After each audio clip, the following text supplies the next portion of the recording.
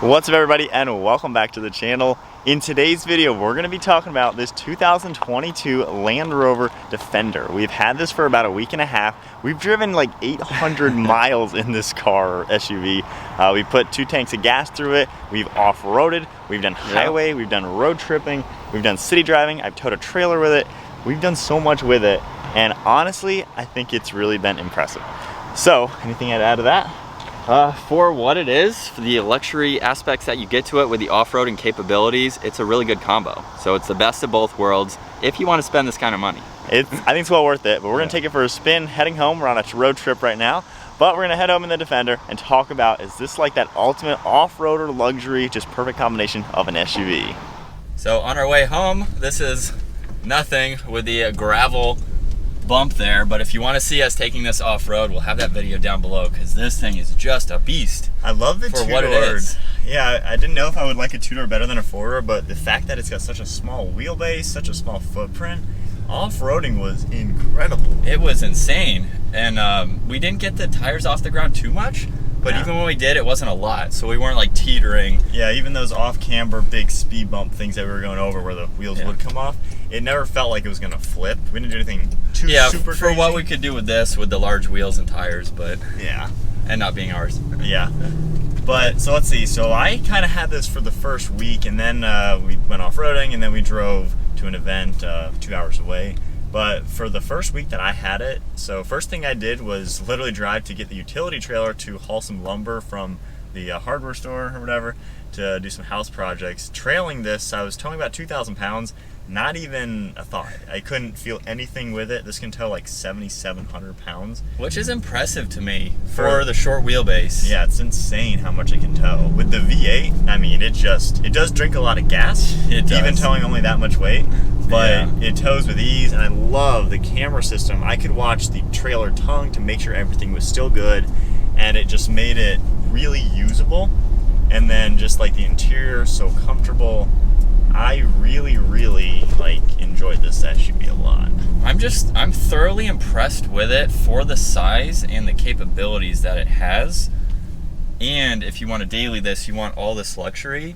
Like it's very impressive, the package that the new Defender has. And it's funny because they designed this not to be like the Range Rovers, how they're all luxurious, perfect, everything. This has, exposed screws. You can see body paint in here. There's some vinyl material. But I like it because it has a rugged feeling, and yet you still get the smooth leather, the Alcantara. I mean, this is $110,000, so obviously you got a lot of goodies on this car, but it's cool to see how it has a luxury approach and the rugged approach in this particular spec. Yeah, and I was gonna say, for the off-roading that we did, it was pretty dusty. We kicked up a lot of dust. We got some dust on the floor mats here, but even all this material for what we did, wipe off. It wipes off fine. Yeah, and we only went off-road once, but it looks like it's something that could withstand, taking this off the pavement. Yeah, the way they've designed it, it's something that you're okay with getting some dirt on it and stuff like that. It's not that crazy luxury like we mentioned. Yeah. So then road tripping, we have 2 hours till we're back home now. Highway cruising, for being a big box, it's incredibly smooth. And one thing I want to do real quick before we get back to that, let's put it into the dynamic mode, right? Is that it? Yep. All the way over? You can do touchscreen as well. Okay, because I haven't done this yet. So we have a red light coming up, and you'll be able to feel it too from the stop. What? How much does this thing weigh? I think it's like 5,500 or something like that.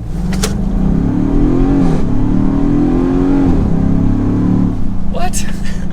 That's 60 miles an hour. Jeez. 0 to 60 is like 5 seconds or something, like 4.9 I think it was. And now we go back into eco mode for the rest of our 2-hour drive. Yeah.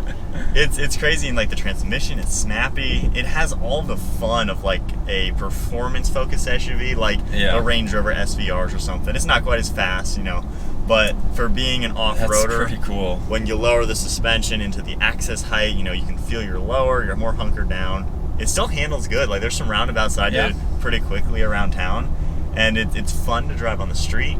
And then when you go in the off-road mode, raise up the suspension a foot, all of a sudden you're crawling over everything. So the diversity of this car, it can basically do everything. It's really impressed me, I think. I think what's really impressive too is that it offers a good amount of space for the shorter wheelbase for the two-door. Yeah. You can still fit 5 people in here. Like, you can see all of our stuff right there now. So yeah, with the two-door, the one thing you're gonna have to know is to have a lot of stuff in it, the rear seats have to be folded down because the actual cargo area is only about a foot. Yeah. So it is smaller. If you look at the four-door, you have a normal size cargo area, rear doors, and all that stuff. Mm-hmm. So for our computer, camera bags, 2 backpacks, and lunch boxes, we have to have the seats down. Yeah. With the seats up, you could still fit maybe 4 items, but the computer kind of takes up the whole space. Yeah. Almost. So I mean, if you don't need that amount of space, it's good to get. I feel like this is an SUV. If you're never gonna have kids, I would say get the two-door because you're not gonna be in the backseat a lot, and you probably leave them down most of the time. I do wish this had the mini doors that open backwards like the FJ Cruiser. Yeah. To me, if this had those, I would absolutely consider buying this eventually when the time comes instead of the four-door. However, because of the wheelbase, or I like the shorter wheelbase for off-roading and the sizing. I mean, it's easy to park. It's super nimble to move around. For being a big SUV, it's really small to where it doesn't feel big, even though it is big. It's crazy. From the driver's seat, you feel like you're in a pickup truck. Yeah. It's got kind of that wide hood to it. But then the rear end height is appearance. Like 2 more feet from my hand. Like, You know what's interesting? You can see the back end kind of taper off. It's really close. Because it's right there. Yeah, it's really close to. The four-door is significantly bigger to where off-roading, it would be like the Tacoma almost off-roading. Yeah, I could see that. The ground clearance would have to be significantly higher than this, especially on the stock setup. So I like the smaller footprint. It would have been so cool if they had the mini doors back there. So for me, in the future, when I need a vehicle like this, I'm going to be using the rear doors. Kids will be getting in and out of it. I'm going to want a four-door. Yeah. But I love the sizing of this two-door. It's been really nice. The storage space has been so impressive. Yeah. You guys can't quite see it, but I have my phone charging plugged in because there's a plug outlet in this whole area. There's a huge dash space. There's space behind the screen. You can literally stick your arm around. There's space on each side of the steering wheel where I always would throw my keys on my phone when I was driving. The storage space under here, you can put my whole camera. I put it there. The whole door panel. The wireless charging. The cooled center glove box. We've put food in there like ham and cheese sandwiches, keeping it cool for 2 hours off-roading. So I didn't even need to bring a lunchbox. So I love that. I always thought those were gimmicks until I've used it now. Yeah. That's awesome to have. It just makes this so usable. Like for being a safari type vehicle, you can just do anything with it. I will say one downside to this particular model is the Alcantara steering wheel. Yeah, I'm not big off-roading, like, getting a little bit sweaty, it's not a good feel, but obviously that's an option.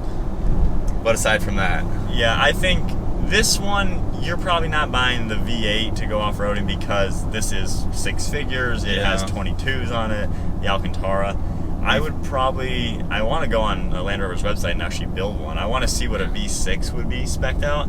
Have maybe 18-inch wheels on it, just normal leather. I don't need the Alcantara because I think that's going to be the one that people are going to off-road with, or the 4-cylinder because that's like 40-50 grand. Yeah. So this one is very overkill in price and in everything, but this is the one that you might hit some trails here and there.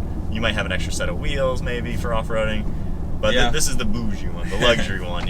From what we found too, I think the smallest wheel you can put with these big brakes is maybe a 20. Yeah, the Brembos are huge. Or you can do an aftermarket kit of some kind to go smaller. But if you're going to do that, you might as well get the V6, depending on the cost, or if you really that V8 person. And I know the 4-cylinder with the steel wheels, those steels don't fit the brakes, I guess, on the V6, or I forgot how it works. It's interesting how they're all kind of different. They really are. But not too much overlap. It's really, if you're getting the V8, you're wanting the street-focused Defender. If you're getting the 4-cylinder, you're wanting an off-road focus.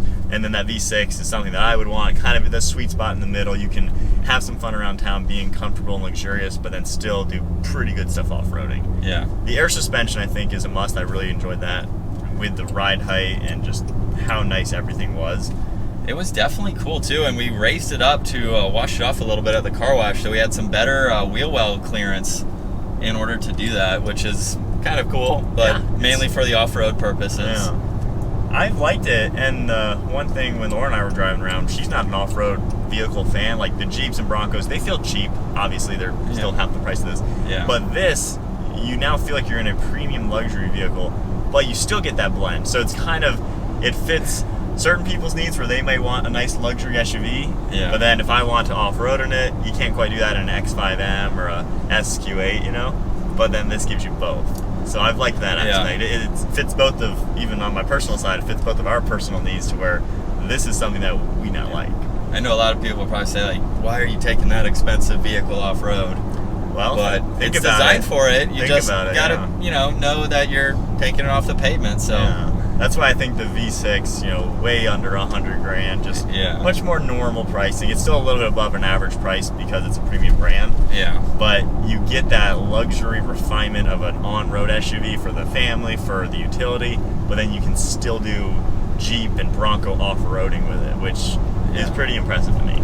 Especially without doing any modifications to it. And like right now, like if you rip on it and get ahead of the slow guy,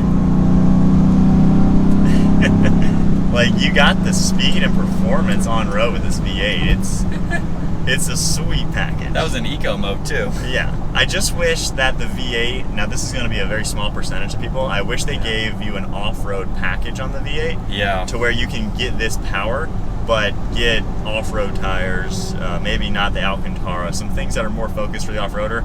It's going to be a small percentage who are actually buying a $100,000 off-roader. Just the 22s, I think, kill it, but they look cool for the street. Yeah, they are just a large wheel. I think a 20 would have been better, but again, I don't think V8 buyers of this are going off-road. I think it's going to be the 4-cylinders and the V6s. But yeah, I don't really have complaints. I've just enjoyed it. I've loved driving it. It looks so cool. It's a little weird looking, but I think it makes it stand out and look cool. Yeah. Because it's not what you see every single day. It's something a little out there, and it's been fun. We've had a few people, ask about it, and we've seen a ton this week, ironically. Probably 7, 8, maybe 9. Yeah, it's crazy. Yeah. It's that perfect blend of what all the refined European luxury SUVs have to offer, but then what the Jeeps, the Broncos have to offer, but not being cheap feeling, they feel nice. Yeah. It's just, that's why it costs more. It's the perfect blend of everything. If you want it all, the Defender is the ultimate off-roader, like, by far. Yeah. This thing is awesome, and I hope some other brands make competitors to this, because I've enjoyed this thing so much. And we may be seeing a pickup truck version of this. We've heard some rumors. If they make a pickup truck with mini doors in the back, based off this 2-door, I think, like, literally I might buy one of them. Yeah. I think that might be my perfect SUV truck, because then I get the refinements, I get the off-road, but I still get the utility with a bed. We're just going to have to see what the proportions look like. It might look funky, but I think I can get over that to have everything else that's just kind of like a Gladiator, kind of boxy like that. Even if it looks weird, it might just be perfect. So we'll see, but I think that's then it. Our ending thoughts on the Defender. Very, very impressive SUV. I would love to buy one right now, like just to have as a fun toy. Yeah. But anyways, I hope you guys enjoyed this video, our off-road video, as well as the full review. If you did, be sure to hit the subscribe button, stay tuned for plenty more content. And if you enjoyed the video, throw a thumbs up our way. So that's it, guys. We'll see you in the next video.